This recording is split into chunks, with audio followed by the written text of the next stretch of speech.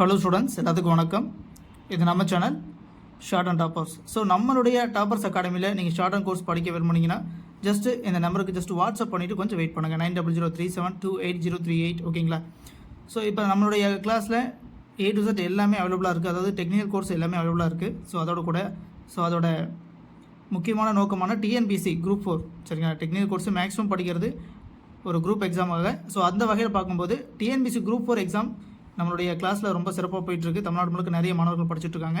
So விருப்பம் இருக்க மாணவர்கள் ஜஸ்ட் இந்த நம்பருக்கு வாட்ஸ்அப் பண்ணிவிட்டு உங்களுடைய கோர்ஸ் நீங்கள் எதுக்காக டீட்டெயில் கேட்க விரும்புகிறீங்க, short and COA or TNPSC எதுக்காக பண்ணுறீங்க அப்படிங்கிறத தெளிவாக மென்ஷன் பண்ணிவிட்டு வெயிட் பண்ணுங்கள். ஸோ உங்களுக்கான இன்ஸ்ட்ரக்ஷன் கொடுத்துருவாங்க. தமிழ் ஷார்ட் ஹேண்டில் நேர்த்தியாக இந்த வேர்டு எப்படி நம்ம ஸ்ட்ரோக் போடலாம் அப்படிங்கிறது பார்க்கலாம். ஃபார்முலா தமிழ் ஷார்ட் ஹேண்ட் கரெக்டாக நம்ம ஃபார்முலா யூஸ் பண்ணணும். ஸோ நம்ம அந்த ஃபார்முலாலாம் யூஸ் பண்ணி நிறைய விதமாக இந்த நேர்த்தியாக அப்படிங்கிற இந்த வார்த்தையை எழுத முடியும். சரிங்களா? ஸோ எல்லா விதமும் நான் உங்களுக்கு சொல்கிறேன், எப்படியெல்லாம் எழுதலாம் அப்படிங்கிற இதை சொல்கிறேன். ஸோ இதில் தமிழ் ஷார்ட் ஹேண்ட் பேசிக் லெசன் முடித்தவங்க கண்டிப்பாக இந்த ஐடியாலாம் யோசிச்சு பாருங்கள். ஒரு வார்த்தைக்கு பல விதமாக ஸ்ட்ரோக் போடலாம். சரிங்களா? வெறுமனே ஒரு ஸ்ட்ரோக் தான் நீங்கள் புக்கில் பார்ப்பீங்க. ஸோ ஆனால் அதுக்கு இருக்கிற ஃபார்முலாலாம் யூஸ் பண்ணி வேறு சில மாதிரி நம்ம ஸ்ட்ரோக் போடலாம். சரிங்களா? ஸோ இப்போ பாருங்கள், நேர்த்தியாக இதில் நர் ஸ்ட்ரோக் இருக்குது. நல்லா பாருங்கள், நர் ஸ்ட்ரோக் இருக்குது, தாருக்கு, யாருக்கு, காருக்கு. ஸோ இதை ஃபஸ்ட்டு போடக்கூடியது நேர்த்தியாக நர் ஸ்ட்ரோக்கு, தா ஸ்ட்ரோக்கு, யா. அதாவது இது உங்களுக்கு அத்தியாயம் 5 வரும். சரிங்களா? ஸோ அந்த யா சுருக்கப்பட்ட யான்னு சொல்லுவோம், கா. ஸோ நேர்த்தியாக உயிர்க்குறி தேவையில்லை. ஓகேங்களா? உயிர்க்குறிங்கிறது ஆரம்ப ஸ்டேஜில் நம்ம கரெக்டாக கற்றுக்கணும் அப்படிங்கிறதுக்காக வச்சு பழகக்கூடிய ஒரு முக்கியமான விஷயம். சரிங்களா? ஸோ அது போக போக நம்ம அதை எடுத்துகிட்டு தான் ஸ்பீடு கொண்டு வருவோம். இருந்தாலும் ஸ்பீட்லேயும் சில இடத்துல மட்டும் உயிர்க்குறி யூஸ் பண்ணுவோம். நேர்த்தியாக சரி, 2ஆம் நிலையில் வரும், நேல் ஆரம்பிக்கிறது, ஏழு ஆரம்பிச்சிருக்கு. அப்போ 2ஆம் நிலையில் ஸோ ஃபஸ்ட்டு வருது நர் ஸ்ட்ரோக்கு, அது படிக்கக்கூடாத நிலை தர முடியாது. அதுக்கு அடுத்து வர தாக்கு நம்ம 2ஆம் நிலையை கொடுத்துட்றோம். அதுக்கப்புறம் யாருக்கு, காருக்கு. சரியா? ஸோ இப்போ இது வேறு மாதிரி எப்படி சார் போடலாம்? ஒன்றும் இல்லை. நான் இப்போ நேர் இதை நர் ஸ்ட்ரோக் ஒரே ஸ்ட்ரோக்காக வச்சுருக்கேன். இதுக்கப்புறம் என்னங்க இருக்குது, இத்து இருக்குது.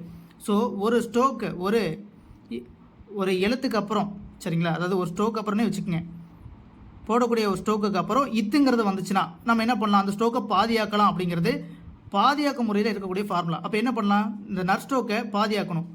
எந்த நிலையில் போடணும், நல்லா பாருங்கள். இந்த இத்துக்கு பதிலாக, இந்த இத்து தீக்கு பதிலாக நம்ம நர் ஸ்ட்ரோக்கை பாதியாக்கிட்டோம்னா அதுக்குள்ளேயே இந்த இத்து தீ அடங்கிடும். அதுக்கப்புறம் பார்த்தீங்கன்னா இந்த யாவை என்ன பண்ணுறது நான் சொல்கிறேன். சரிங்களா? இந்த யாவை என்ன பண்ணுவோம் அப்படின்னா வெளியே எடுத்து போட்டுருவோம். சரிங்களா? அது எந்த முறையில் அப்படின்னா நல்லா பாருங்கள், நேர்த்தியாக. ஸோ இங்கேருந்து ஆரம்பிக்கிறேன். நர் ஸ்ட்ரோக்கை பாதியாக்கியாச்சு. ஓகேங்களா? கா ஸ்ட்ரோக்கை போட்டாச்சு. சரிங்களா? இதில் நர் இருக்குது, அந்த இத்துங்கிறது இருக்குது. சரிங்களா? நேர்த்தி சவுண்டு இதிலே வந்துடும். சரிங்களா? நேர்த்து அந்த மாதிரி சவுண்டு வந்துடும். இந்த யாவை என்ன பண்ணணும் அப்படின்னா நல்லா பாருங்கள், இந்த காவோட முன்பக்கத்தில் ஃபஸ்ட் பிளேஸில் நம்ம வச்சோம் அப்படின்னா நல்லா பாருங்கள், நேர்த்திங்கிற சவுண்டு இதிலே வந்துடும். அதுக்கப்புறம் யாருக்கு, காருக்கு, நேர்த்தியாக. ஸோ இந்த முறையில் நீங்கள் போட்டுக்கலாம். ஸோ அப்படி இல்லைனா நீங்கள் என்ன பண்ணலாங்க, இந்த சுருக்கப்பட்ட யாருக்கு இல்லையா, இது நம்ம ஃபுல்லாக போட்டு கூட போடலாங்க. நேர்த்தியா கா, நேர்த்தியாக, இந்த மாதிரி ஃபுல்லாக போட்டு கூட போடலாம். இல்லை அப்படி இல்லையா, நான் வேறு ஃபார்முலா யூஸ் பண்ணுறேன் சார். என்ன ஃபார்முலா யூஸ் பண்ணலாம்? ஒன்றும் இல்லை, வேறு எதுனா நேர்த்தியாக நர் ஸ்ட்ரோக்கு வலது வட்ட தா போட்டு கா போட்டுட்டா இந்த தீக்கு அப்புறம் இந்த தாக்கு அப்புறம் என்ன வருங்க, ஏ சவுண்டு வருது. அது அடுத்த ஸ்ட்ரோக்கோட முன்பக்கத்தில் 3ஆம் நிலையில் தான் வச்சாகணும். ஏன்னா ஐயே அப்படிங்கிறது 3ஆம் நிலையில் வைக்கக்கூடிய உயிர்க்குறி.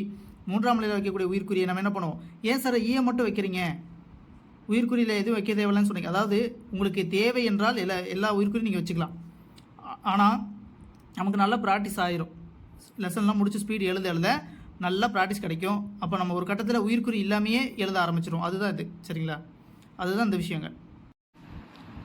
ஸோ இன்னொரு விதமாக எப்படி போடுவாங்க அப்படின்னா நல்லா பாருங்கள், இங்கே நான் போட்டு கட்டுறேன்.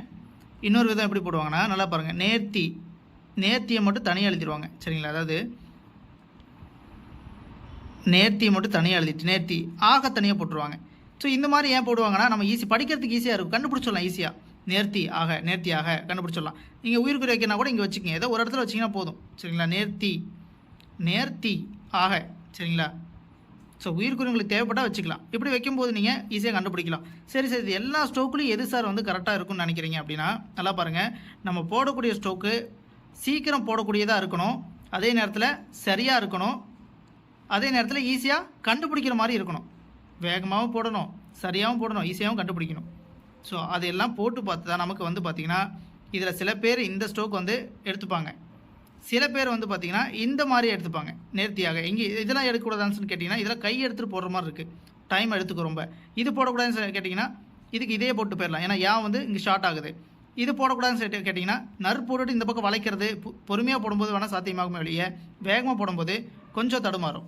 சரிங்களா? இதெல்லாம் வச்சு தான் நமக்கு என்ன பண்ணுவோம்னா கடைசியாக வந்து இப்படியே போட்டுக்கலாம் அப்படிங்கிறத முடிவு பண்ணுவோம். ஸோ நமக்கு ஈஸியாக வந்து கன்வீனியண்ட்டாக இருக்கணும் ஸ்ட்ரோக் போடுறதுக்கு. நம்ம போட்டு பார்த்தாலும் நமக்கு தெரியும், நிறைய ஸ்ட்ரோக் இந்த மாதிரி போடும்போதே இது இந்த மாதிரி தான் போட்டால் தான் கரெக்டாக இருக்கும் அப்படிங்கிற விஷயம் நமக்கே தோண ஆரம்பிக்கும். சரிங்களா? இது எல்லாமே வந்து ப்ராக்டிஸில் தான் வரும். சரிங்களா? ஸோ உயிர்குறி முக்கியமான தேவையான இடத்துல மட்டும் நம்ம வச்சுக்கலாம். சரிங்களா? இப்போ புரியும் நினைக்கிறேன். ஸோ ஃபார்முலாவை நல்லா படித்தோம் அப்படின்னா ஒரு வார்த்தையை கொடுத்தா நம்மளே ஸ்ட்ரோக் எழுத முடியும். நாங்களே என்ன பண்ணுவோம் அப்படின்னா ஃபார்முலா நல்லா படிச்சுட்டு நியூஸ் ஓடும் தெரியுங்களா, வீட்டில் டிவியில் நியூஸ் ஓடும் இல்லையா, அந்த நியூஸுக்கு ஸ்ட்ரோக் நாங்களே போடுவோம். ஸோ யாரையும் டிபெண்ட் பண்ணாமல் பேசிக் லெசன் புக்கை முடிச்சிருக்கோம், அந்த புக்கில் எல்லா ஃபார்முலாவும் நமக்கு தெரியும்.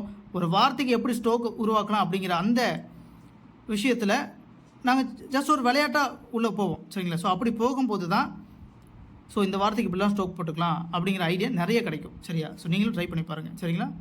நான்